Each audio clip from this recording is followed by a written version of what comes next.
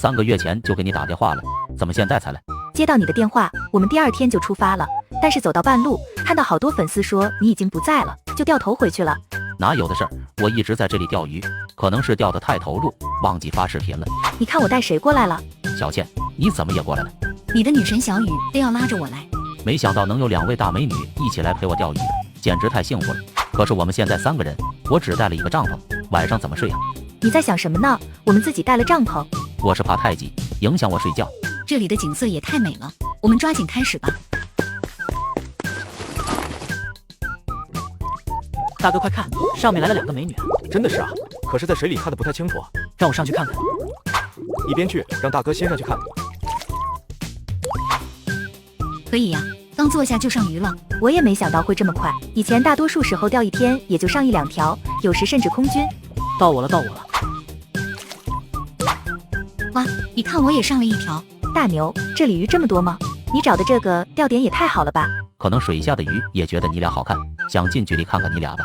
你真讨厌，3个月不见，倒是越来越擅长花言巧语了。大牛，你打算在这里钓多久啊？你们这才刚到，怎么也得陪你们钓上半个月才能离开吧？嘿嘿嘿嘿嘿嘿嘿嘿。天色不早了，晚上请2位美女吃火锅吧。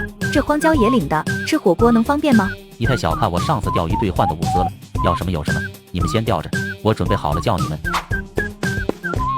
大牛，没想到你不光钓鱼厉害，做饭的手艺也这么棒。也没有吧，都是常规操作。吃得太爽了，现在肚子都已经圆鼓鼓了。这么好的身材，哪里有什么肚子？我怎么没看见？想看小倩的肚子，你想得美。你们吃饱了吗？我想睡觉了。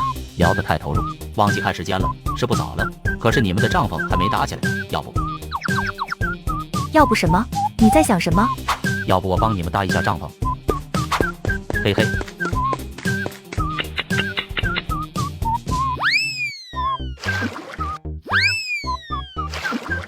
这大牛怎么一直在打窝？这明显是照顾我们，想让我们钓得开心。昨天正因为蹭他的窝，才钓了不少鱼。看来今天又是收获满满的一天。